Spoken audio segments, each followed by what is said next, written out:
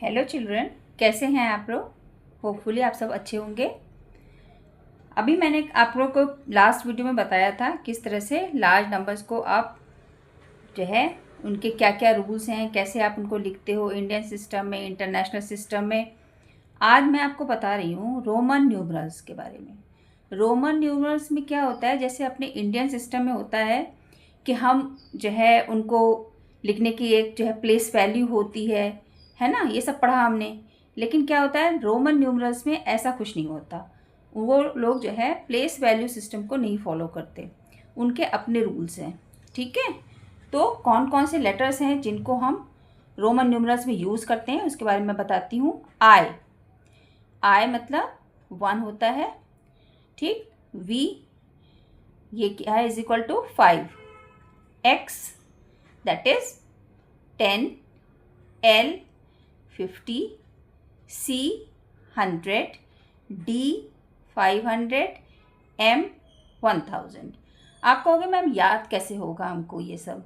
तो आप जनरली देख रहे हो ये आई, वी और एक्स, इनको तो आप अपना यूज़ कर ही रहे हो। क्लास 1 से स्टार्ट हो जाता है, क्लास 1 से लेके 12th तक, तो आप इन लेटर्स को तो यूज़ करते हो। ठीक है, बाकी इन सब को याद करने के लिए अपने दिमाग में ये सोच लीजिए कि एक अप्लायंस होता है ना, एलसीडी, एलईडी, है ना। तो एलसीडी समझ लीजिए ये, ठीक, याद हो जाएगा। एलसीडी एलसीडी एक जो है अप्लायंसेस से अपने आप को जोड़ लीजिए। तो क्या होगा, एल मतलब 50, सी मतलब 100, डी मीन्स 500। उसके बाद एम, एक और एम आपको याद करना पड़ेगा 1000। ठीक है, इसके अलावा आपको कुछ नहीं याद करना है। ठीक, अब इनके क्या क्या रूल्स हैं वो देखिए। When a symbol is repeated, its value is added as many times as it is repeated।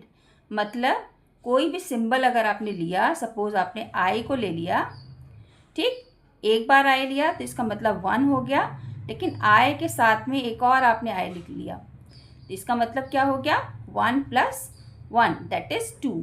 Second class को आप देखिए ऐसे ही तो डिनोट करते हो ना, कि सेकेंड क्लास में पढ़ रहे हैं तो आप इस तरीके से डिनोट करते हैं।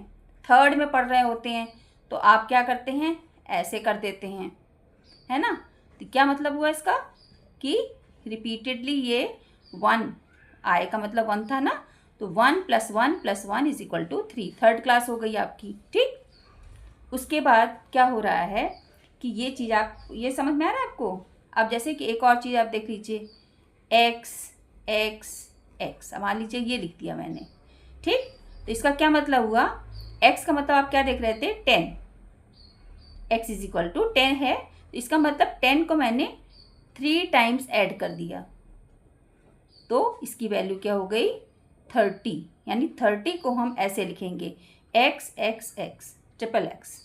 ठीक, नेक्स्ट है, a symbol can not be repeated more than 3 times. ये बड़ी इंपॉर्टेंट बात है कि यहाँ पे 3 टाइम्स है आपने करा रिपीट, लेकिन अगर ये चाह लो कि हम इसको 4 टाइम्स कर दें तो ऐसा कोई रूल नहीं है। नो, नहीं कर सकते आप ना, नॉट डन। तो आप 3 टाइम्स ही रिपीट कर सकते हैं, फाइन।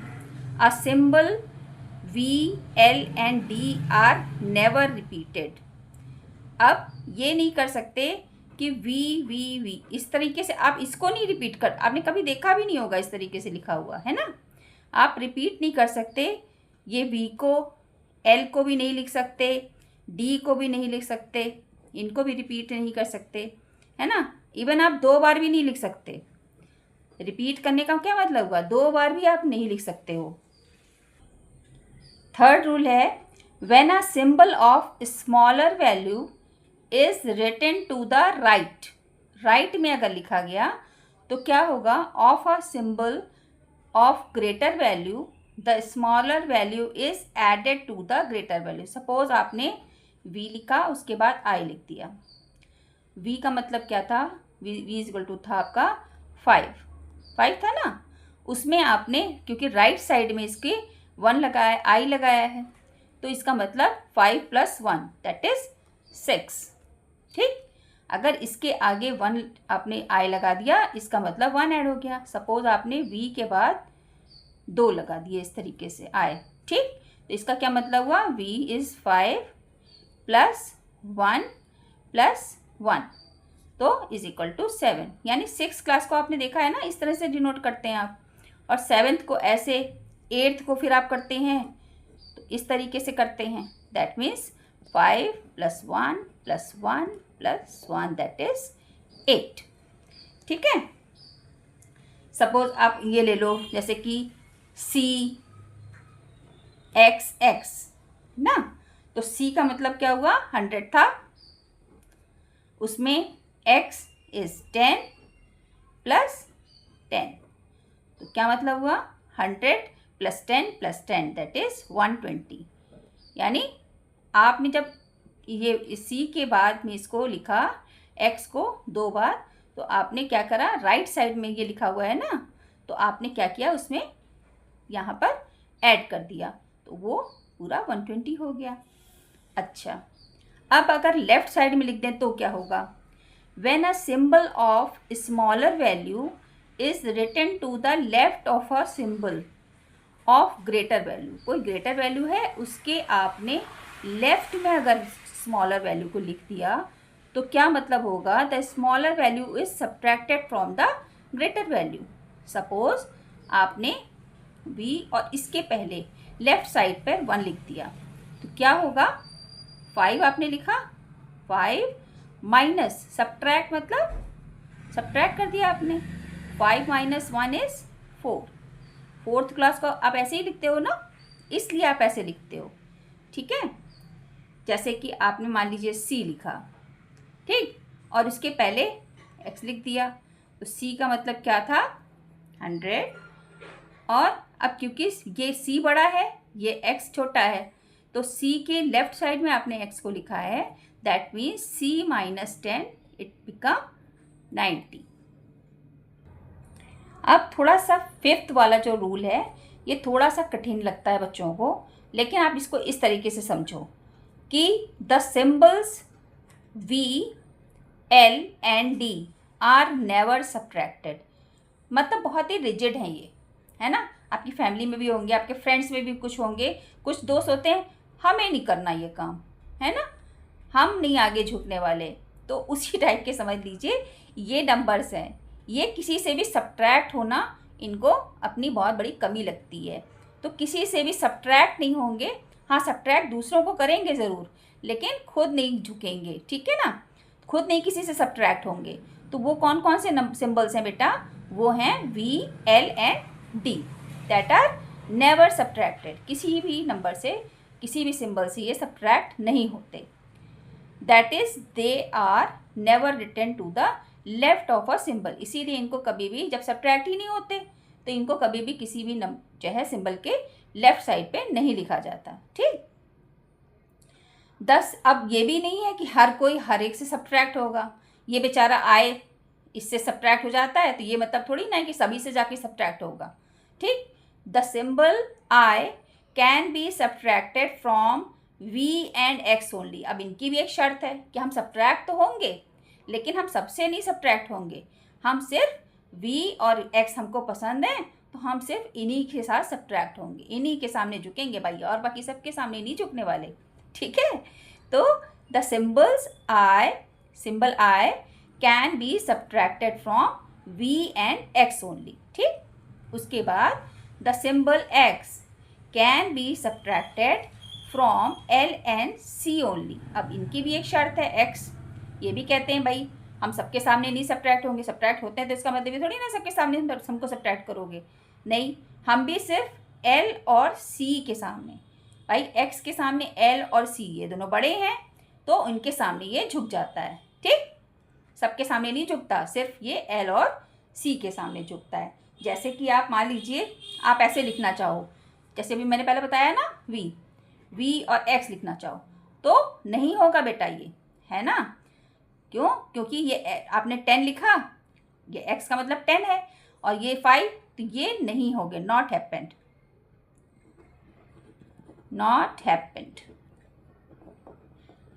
ठीक, ये नहीं होगा, ठीक। अब आप क्या कर सकते हो, हाँ ये हो सकता है कि जैसे ये सब्ट्रैक्ट होने की बात थी तो v के पहले अगर 1 लगा दो, तो ये तो अभी पहले भी आपने देखा था, हो गया था, मतलब 5 माइनस 1 दैट इज 4। ये आपका हैपनिंग प्रोसेस है। ठीक, उसके बाद अब बड़े नंबर को कैसे लिखा जाए। ठीक, बड़े नंबर को डिनोट करने के लिए कुछ नियम है। उनका क्या नियम है? To denote greater numbers a bar is put over the symbols. Suppose v है ना, x है, l है, c है, d है, m है। ठीक, ये नंबर्स हैं। अगर आपने इनके ऊपर बार लगा दिया इस तरीके से, ठीक, या फिर इसके आगे आपने ऊपर बार लगा दिया, या फिर इसके ऊपर बार लगा दिया, या इसके ऊपर, इसके ऊपर, इसके ऊपर, ठीक, तो क्या होगा?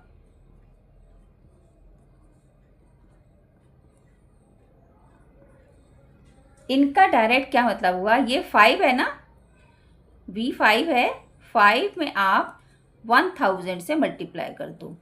क्या कह रहा है? To denote greater numbers a bar is put over the symbols that are to denote their multiples of 1000। अब इसके आगे अगर आप 5 में 1000 का ये 5 लिखा हुआ है, ऊपर बार लिखा है, इसकी वैल्यू 5 है इसलिए मैंने यहाँ लिख दिया 5, और मल्टीपल इसका निकालना है तो 1000 से मल्टीप्लाई करके हम क्या निकाल लेंगे? 500, 5000 आ गया ना, तो 5000 को हम इस तरीके से लिखेंगे, v ऊपर बार लिखा हुआ है। ठीक, x का मतलब है 10 into 1000, it will become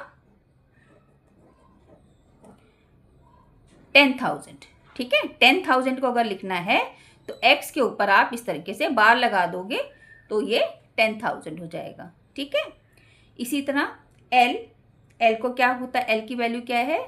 50। इसमें आप 1000 से अगर मल्टीप्लाई कर देंगे, सो 1 2 3 4 zeros लग जाएंगे, 1 2 3 4, तो 50,000 अगर लिखना है तो l के ऊपर बार लगा देंगे आप। ठीक है, उसी तरह c की वैल्यू क्या है?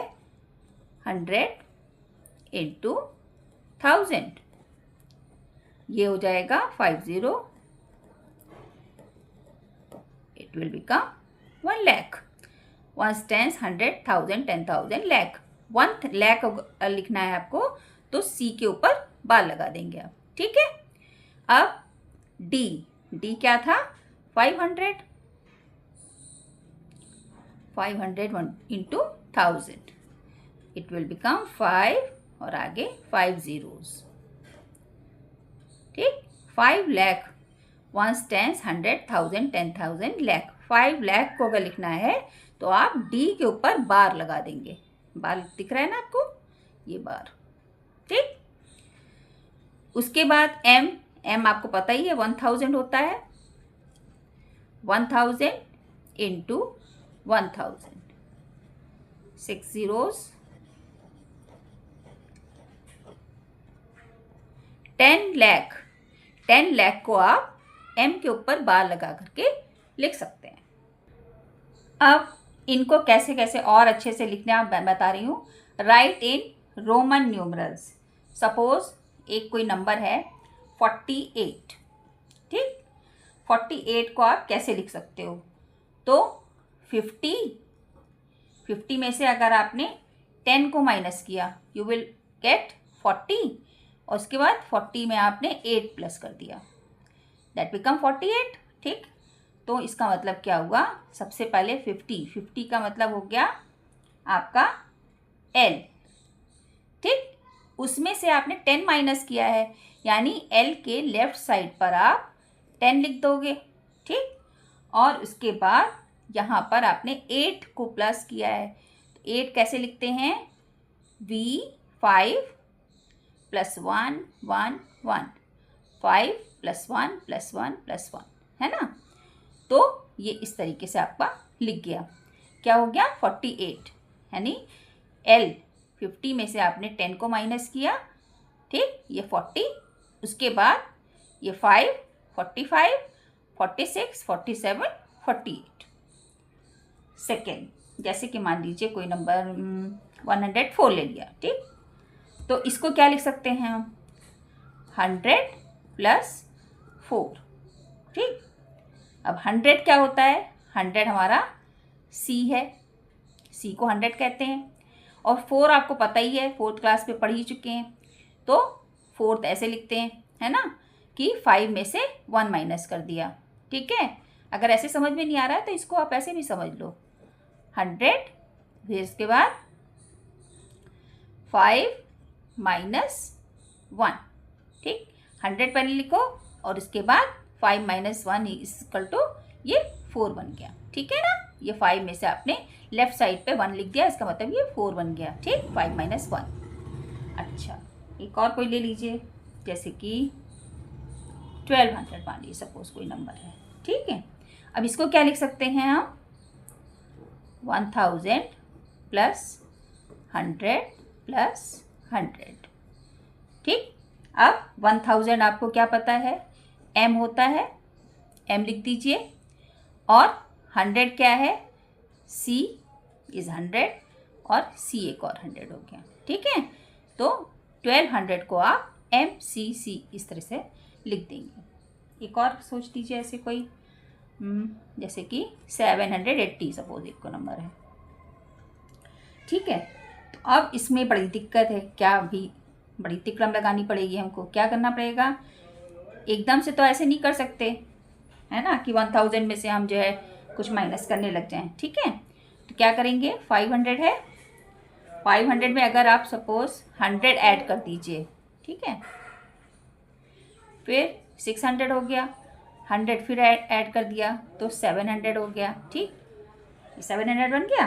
अब 80 बचा है, तो +50, 700 + 50, 750 हो गया, ठीक। अब 30 और बचा है, तो +10 + 10 + 10, ठीक है। तो 500 को हम कैसे लिखेंगे, 500 हमारा कैसे होता है, D लिखते हैं, LCD था ना, तो D हमारा 500 था, फिर 100 C था, 100 फिर C, उसके बाद 50 is L, then 10 is X, 2 T, 3 bars, ठीक। तो 580 को हम DCCL और ट्रिपल टाइम्स X इस तरीके से लिख देंगे, ठीक है। अब ये तो हो गया, ये तो था आपका कि अगर जो है नंबर्स में लिखा हुआ है तो उसको रोमन न्यूमर्स में कैसे लिखना है, ठीक है। अब मैं बताती हूँ कि अगर रोमन में लिखा हुआ है तो आप उसको कैसे इसमें नंबर्स में कैसे ट्रांसफ़र करेंगे या कैसे उसमें बदलेंगे। पहले एक सपोज ले लीजिए कि हाँ, ये सपोज ले लीजिए एक नंबर कोई, ठीक है। तो क्या हो गया, 100 लिखते हैं मैंने, 10, ठीक। और ये क्या चीज़ है, 8 लग रहा है ना, क्यों, +5 है, +1 +1 +1, 3 टाइम्स आई है ना, तो X आपका हो गया 10 V5 1 1 1, ठीक। तो कितना हो गया, 10 15 16 17 18, ठीक। अगर दूसरा कोई ऐसे नंबर आप सोच लीजिए, सपोज C लिखा हुआ है, ठीक। तो इसके लिए क्या करेंगे आप, C का मतलब क्या होता है, 100 प्लस, अब अगल बगल में लिखे हैं तो 100, ठीक है। तो ये क्या हो गया आपका 200, ठीक है। अब ऐसे जल्दी समझ में नहीं आ रहा है, लेकिन फिर भी थर्ड एक कोई ले लीजिए, सपोज C ऐसे करके ऐसे ये नंबर ले लो, ठीक है। तो अब क्या होगा, सी का मतलब क्या हो गया, सी और डी है ये, है ना। तो डी आपका बड़ा नंबर है ना, 500। तो 500 में से आप 100 को माइनस कर दो, ये चीज़ हो गई, ठीक। और उसके बाद ये होगा 50 प्लस 10 प्लस 5, ठीक है। यानी क्या हो गया, 500 में से 100 माइनस किया, इट बिकम, और इसमें आगे प्लस ही होगा, प्लस 50 60 65, कितना हो गया, 465, ये नंबर आ गया, ठीक है। एक और समझ लो, जैसे कि